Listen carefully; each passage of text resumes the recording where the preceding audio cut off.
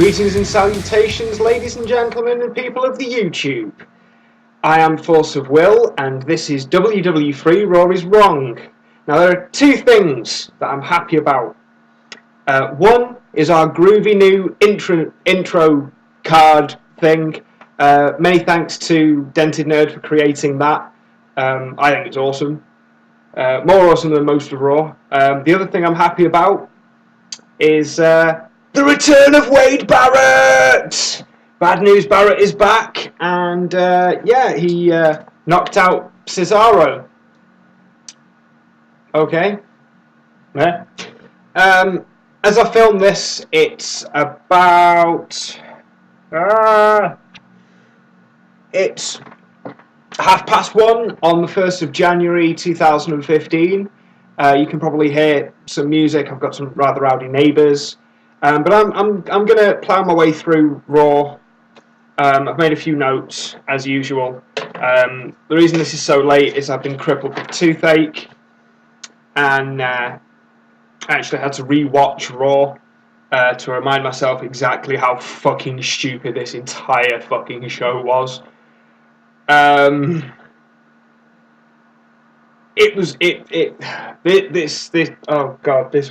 This was the shiny New Year's turd. This is the New Year's clusterfuck from WWE. So we opened with Edge's retirement footage from 2011, which was, I think, supposed to be part of a weird Daniel Bryan is going to retire angle that they tried. I'll get that out of the way first. All the way through the show, they're like, yeah, Daniel Bryan has said that he's going to, he's come to a crossroads in his career, and every man has to make his decision. And, like, JBL, I've got a whole list of stupid shit that JBL said during this Raw. I'm actually considering dedicating a whole section of each week's Raw is Wrong to see, like, even thinking about JBL makes me fuck my words up. That's how bad he is. I mean, fuck. It's not quite. In fact, no, it is. It's worse than Booker T. I mean, at least I could laugh at Booker T. JBL just isn't funny. He's just a fucking idiot. JBL saying, oh, what was it? It was something in the lines of, you've got to decide when to put your health first, and that's how I had to retire. And it was like, nobody believes he's retiring. No one. Because you've built it up too much. If you just left it at Daniel Bryan's coming in, he wants to make an announcement. If you just left it at that and let the rest of us who have got a brain, who don't need to have things explained or, hammered repeatedly during the course of the show, just leave it at that, because that sets us off. Hang on, they're not saying anything else about what he's got to say. Is he gonna? Is that why they're not saying anything?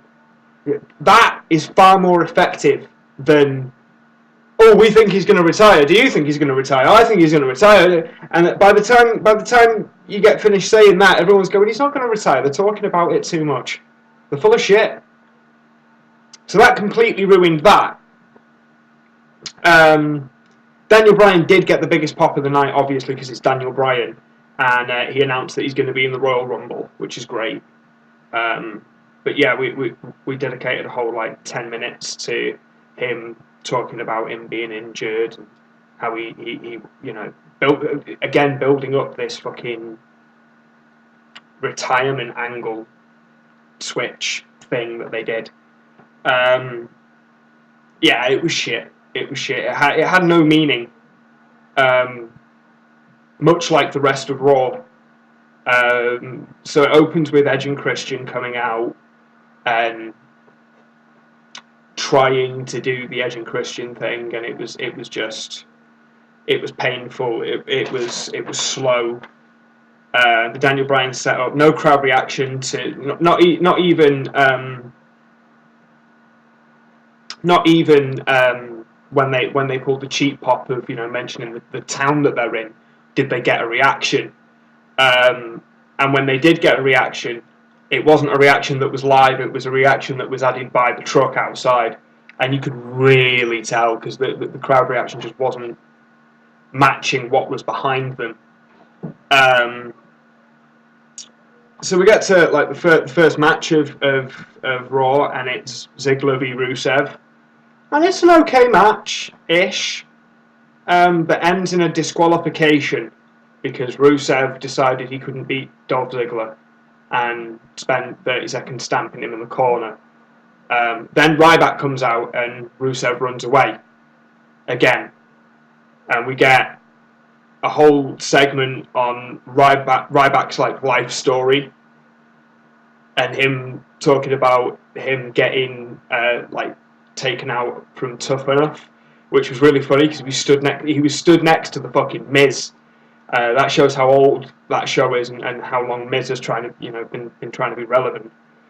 It was really funny, the fact that they sent Ryback home and not Miz. I mean, they're both shit, but Anyway, he talks about being in a depression and flipping burgers for 12 hours a day. It's probably why he's always so hungry, because all that time spent around food. And then he talks about finding some fucking book on positivity, and he got back in the saddle and he reapplied to WWE and he got re-signed, and now what he does with all these negative people and people full and all this negativity around him is he eats it up and he shits it out like little potato smiley feces, and that's what he does. He shits out negativity because he's always hungry for negative things. And it's a joke in and of itself that Ryback's trying to cut a fucking promo.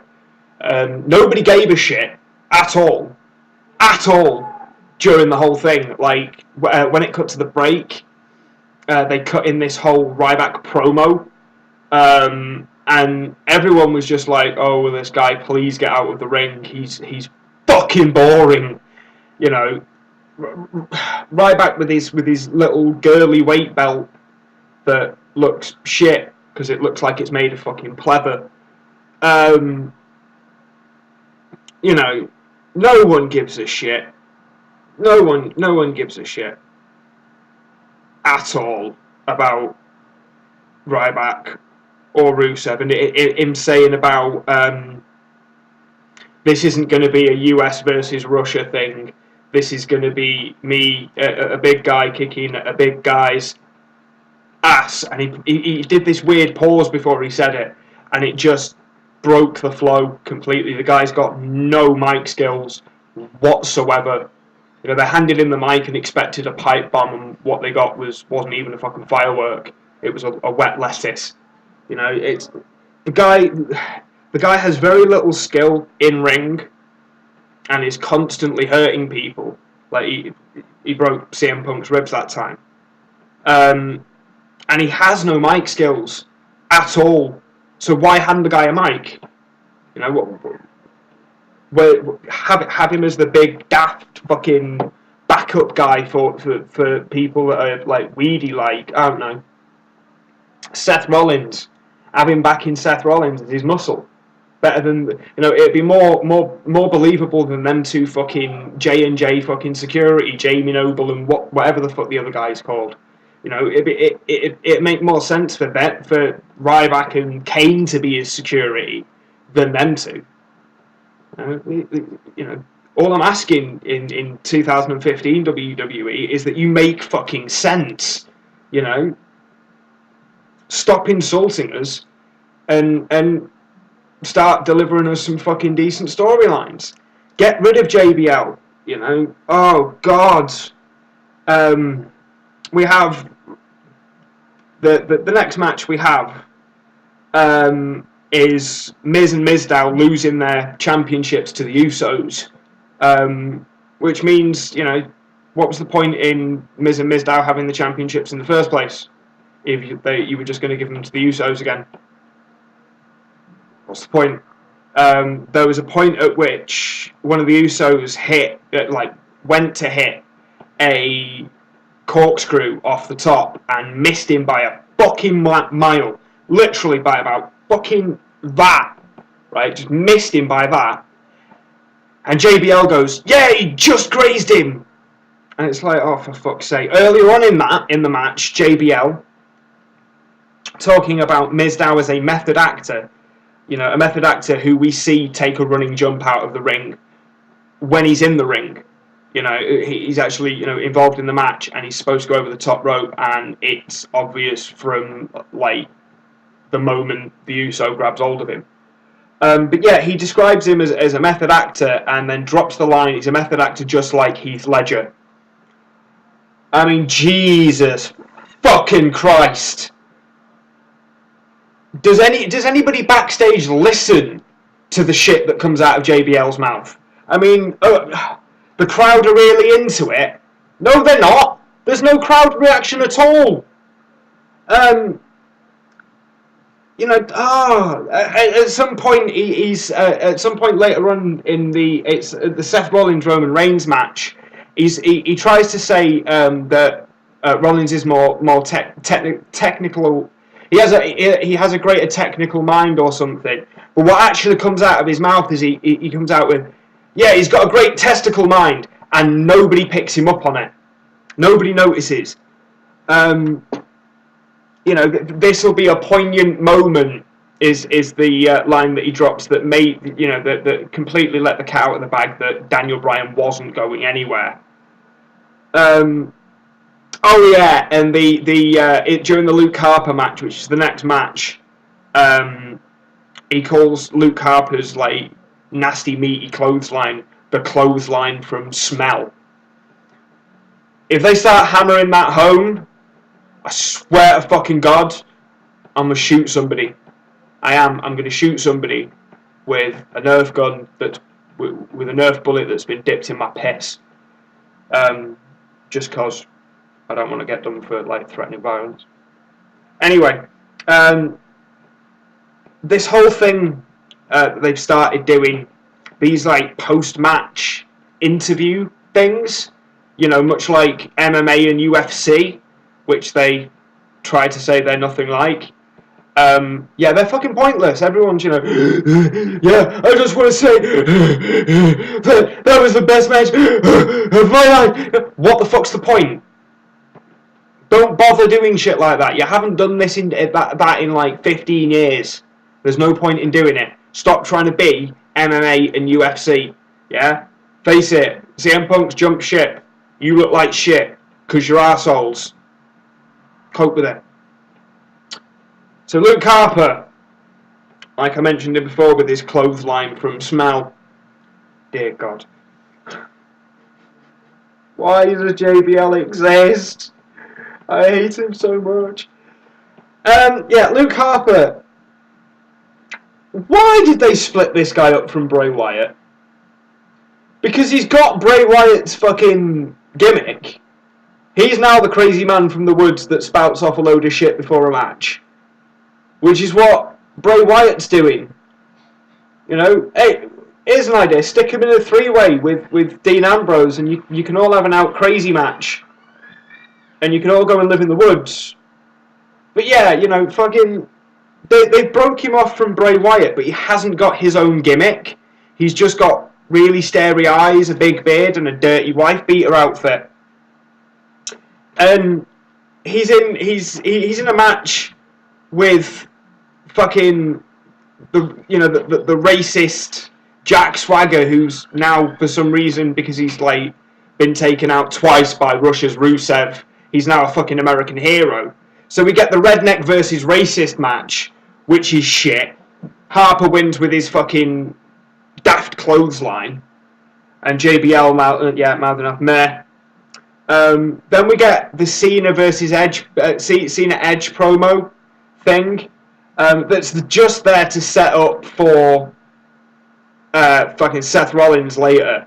But believe me, I'll get to that. I will get to the point at which WWE decided it was 2014, it was going to take a final dump on its fans, but yeah, we'll get there.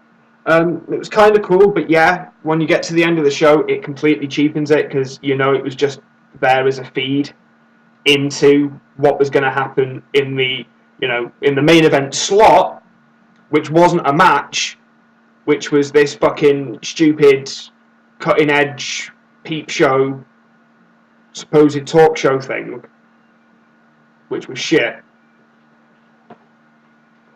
But then again, that was only there to set up for something else. But anyway, the next match we get is Roman Reigns versus Seth Rollins. Now, this was the only match that made sense to me, anyway. You know, because Roman Reigns is back. Roman Reigns, he's back. And he wants Seth Rollins, which makes sense. You know, that's what I've been saying. Dean Ambrose all this time shouldn't have been feuding with Bray Wyatt. He should have been feuding with Seth Rollins. And then the moment Reigns got back, he should have beaten the shit out of Dean Ambrose with maybe an assist from Bray Wyatt for no apparent reason. But that's never stopped WWE. And then carried on the feud, Reigns versus Rollins. But anyway, Reigns versus Rollins. But Big Show is on commentary, and because they've got a Big Show Roman Reigns feud going on for some reason. You know, Big Show on commentary, who can't act as a heel at all, really, despite, you know, having played one for probably a decade or more. He's like, you know, snapping at Cole, like, you know, he's getting angry at Cole, and do I look angry? Do I sound angry? And it's like, well, yeah, you do, you big dumbass. You know, if you're gonna do that, do it in a cold voice. Don't give a shit. Do I sound angry? That's more effective than, do I sound angry? Well, quite frankly, yes, you fucking do. Claiming that you know, Roman Reigns only won his Slammy because he's, quote, pretty. Roman Reigns is a lot of things. Talented in the ring, not bad on the mic, got a great physique. Pretty is not a word to describe Roman Reigns. He's got like a square head. He's not pretty in any way, shape or form. Fucking, you could describe Seth Rollins as a pretty boy, not Roman Reigns. So anyway, you know the match. The match ends with Big Show flipping the table like it's nothing. First, what he does is he launches Roman Reigns over the announce table, and Roman Reigns like misses anything that could like break his fall, and he slams real fucking hard, like much harder than it looked like he meant to. So, you know, there's a disqualification. And then Big Show flips the announce desk like it's made of cardboard, which it probably is, to be honest. You know, because it's nowhere near as heavy as they make it out to be. And Big Show just sort of like one-handed just flips that fucking shit. And it lands on Roman Reigns. It doesn't land on him. At best, it's like propped up over one of his legs. But they milk this shit during the ad break, like him being taken off by the fucking the doctors and shit. And Big Show scowling his way backstage. It made no sense. You know, yeah, Roman Reigns told the Big Show, I'm going to punch you in the face a few weeks ago, and then proceeded to punch him in the face, and they decided to build this bullshit feud off it instead of having the feud that makes sense, which is him versus Seth Rollins. Then we have the 5-minute promo for Dean Ambrose versus Seth Rollins, and the claims that they're going to have the first ever ambulance match on Raw. Now, I'm 100% certain that it's not the first ever ambulance match on Raw.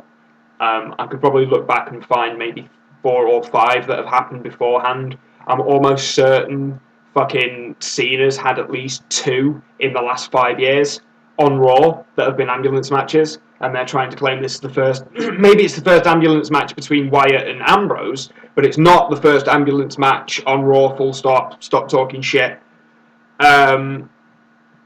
There's this whole bit about fucking Bray Wyatt having Dean Ambrose's soul, and they're gonna have to. They won't be able to resuscitate Dean Ambrose because he's already dead, and trying to make this shit make sense. I actually saw it that like the interview segment thing that they do, and it was Dean Ambrose trying to be crazy, talking about how his dad was.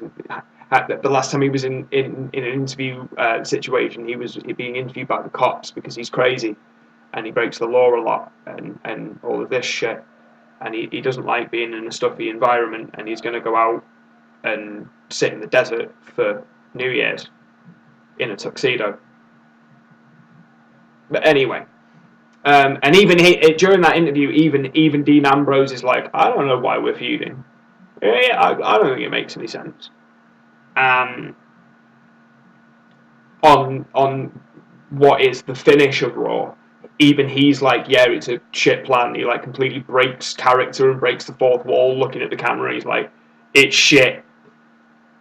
Creative, what are you doing? Basically, and that's coming from somebody that's like a talent at the company. But yeah, we have this whole bullshit fucking 5-minute promo on that. And then we get Daniel Bryan's bit where, this whole build up to the retirement that nobody believed was going to happen. Officially saying that he was going to be in the Royal Rumble. Obviously, for anyone watching at home, JBL definitely blew that when he was like, this will be a very poignant moment. He oversold it too much. They just oversold that entire thing. And then we had the Ascension's debut. Now, I said previously, these guys, they have the aesthetic of Legion of Doom and the mic skills of Ultimate Warrior. Only Ultimate Warrior made sense back in the day. Well, ish. But, yeah, anyway. It was effectively a squash match against Miz and Mizdow. It was shit. And their finisher, this fucking clothesline leg sweep thing, Token told me it looked awesome. Now, it may have looked awesome back on NXT, but it certainly wasn't awesome here. It looked so slow, and that might be purely because it was their like debut, but it didn't look impressive. It didn't look smooth. It looked shit. So yeah, I don't give a fuck about the Ascension. They're crap. And then we get to the cutting edge fucking peep show bullshit, and Seth Rollins bringing out everybody. Like he brings out Big Show. He brings out, who else does he bring out? No, he brings out the Big Show, and he's got J&J Security there.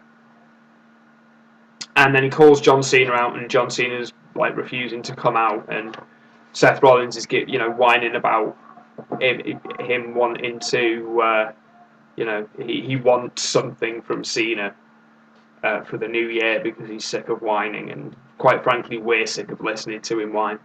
The start of the thing, just before Rollins comes out, you get the whole Edge and Christian trying to beat Edge and the old Edge and Christian, and the whole this is gonna totally recurve, and there's just no reaction whatsoever. Like nobody does it, and it really really shitty jokes about Seth Rollins. And piped in reaction music, and you can really tell where the piped in ones came. Like the crowd didn't start reacting until much later in the whole fucking clusterfuck that was the end of Raw. But yeah, you get Rollins comes out, and he invites Big Show out, and previously he mentioned he was going to invite Brock Lesnar out. And fucking, as John comes down to the ring, he attacks Christian, apparently kills Christian with one blow because Christian's never seen again. He rolls out the ring and that's it. He's gone. Maybe maybe fucking. Oh God, what's his name? Fucking the little guy. Fuck it. Maybe he's living under the ring with the little leprechauns and shit. And El Torito. But anyway, Hornswoggle, that's the fucker's name. I remembered his name. Yeah, maybe he's down there with Hornswoggle, looking for one more match. Yeah, that fucking gimmick. Anyway, Cena comes out. He's held at bay by the fact that Big Show is holding Edge neck first on the Money in the Bank briefcase, and Seth Rollins is threatening to curb stomp him and break his neck and paralyze him. He actually says this shit, I'm going to paralyze him in front of all these people. It's going to be your fault, John, and I'm going to break his neck, and he's not going to be able to hold his child unless you bring back the authority. And Cena agrees to bring back the authority. And when Cena agrees to bring back the authority, Seth Rollins says, "You should know me better. I'm going to kill him anyway. I'm going to kill him anyway." Yeah. And he hits the ropes, and by the time he gets anywhere near Edge, Cena's already in the ring, right? Which means, if Cena had just launched himself at the ring, instead of standing there, Seth Rollins couldn't have got to Edge in the time anyway. So the whole standoff was pointless, because he could have just taken him out at any point. So yeah, we get fucking Big Show knocking out Cena and Seth Rollins hitting a curb stomp. And the Authority are back.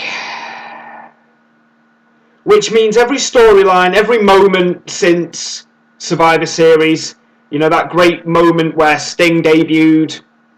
Sorry, the Vigilante Sting. I wouldn't want to get told off by WWE for not calling him the Vigilante Sting, even though that's not a moniker that's ever been connected with him.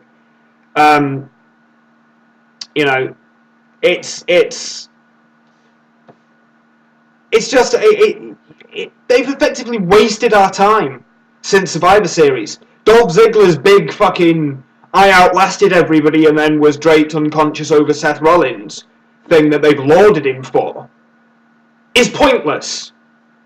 Because at the end of Raw, we get Triple H and Steph's smug fucking faces, champagne entwined between them, sipping champagne and, we're back!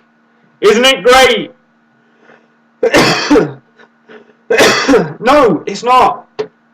It's fucking bullshit. The end of Raw was bullshit. The whole fucking show was dull as fuck, clunky as fuck, and just wasn't entertaining in any way, shape or form. I don't know what the writers did, whether they just decided, it's the end of the year, fuck it, we won't even bother. Or what. But, yeah, all the matches they've got set up for next week, the so-called first ever ambulance match on Raw, don't give me that shit. You are ridiculous, WWE. You are ridiculous. Fuck you. Yeah. So that's the end of Raw is wrong for this week. I will be doing a SmackDown based show, but I don't know when that's going to be up. Also, we are still looking for a name for the SmackDown show. At the moment, we're as a working title, we're going with the Friday Night Shite. Obviously, changing to the Thursday Night Shite when they change days, just because that's what it is. I remember a time when SmackDown was the A show. This is the Rock's show. the reason it was invented and called SmackDown was because of the fucking Rock, and now it's sunk to 2 hours of lick my balls every week. It's fucking ridiculous. So I will be back then. Do us a favour, drop us a like and a subscribe down below. It only takes 2 clicks. We are Team Lion Court on Twitch TV. We are Team Lion Court on the old Twitter. I am ForceOfWill, and this is me signing off. Rock on.